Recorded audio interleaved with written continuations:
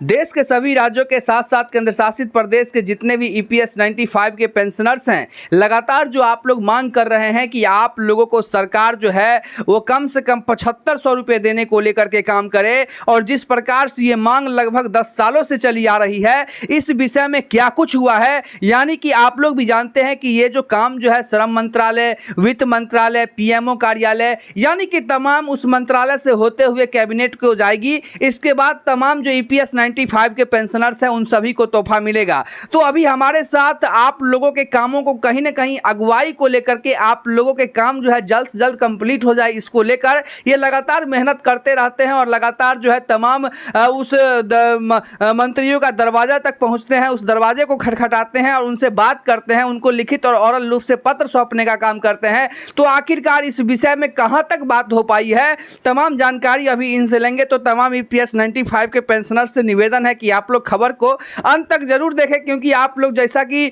जानते हैं कि आप लोगों के मांग जो है लंबे अरसों से सरकार उस पर बातचीत तो कर रही है, सरकार उसको कहीं ना कहीं हामी तो भर रही है, लेकिन करने को लेकर के कुछ भी नहीं कर रही है।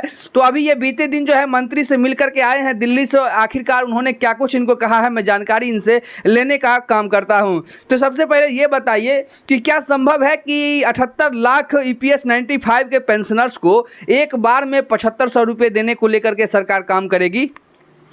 नहीं, ऐसा संभव नहीं है। और हाल फिलहाल में सरकार को कहा गया है कि इस जो अभी जो है लॉस में चल रही है, तो अभी फिलहाल 1000 ही मिलेगा पर मंथ। फिलहाल मतलब 1000 मिलेगा, लेकिन इस पर काम हो रहा है कि नहीं हो रहा है? नहीं, देखिए अभी तो काम नहीं हो रहा है इस पर, अभी इस पर काम नहीं हो रहा है। तो आखिरकार सरकार जो कह रही है कि हम ईपीएस 95 के अंतर्गत हम 7500 रुपये देंगे, तो क्या सरकार इसमें झूठ बोल रही है क्या?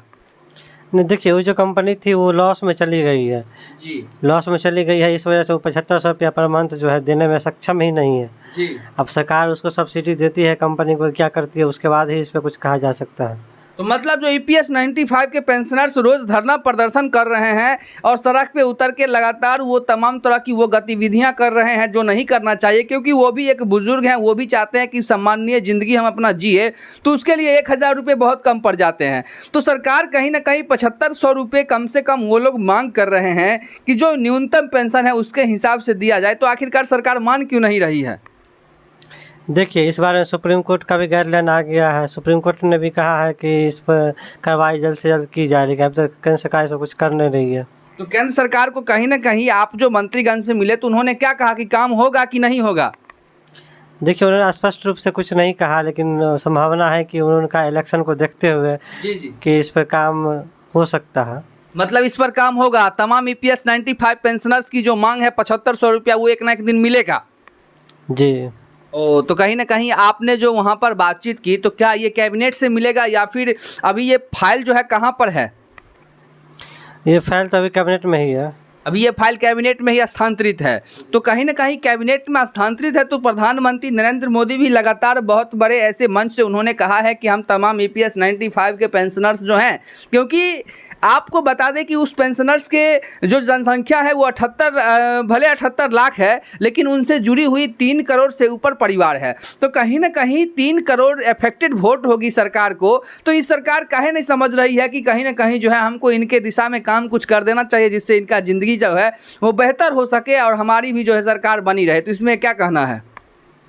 देखिए इसमें तो है कि मंत्री जी से बात हुई तो मंत्री जी का ये कहना हुआ कि देखिए पैसा तो मिलेगा, लेकिन अभी इलेक्शन भी होने वाला है, तो इलेक्शन से पहले इस पर जो है थोड़ा सा टाइम लग सकता है। मतलब टाइम लगेगा, लेकिन तमाम ईपीएस 95 पेंशनर्स को ये सुविधा मिलेगी। चलिए, बहुत बहुत धन्यवाद।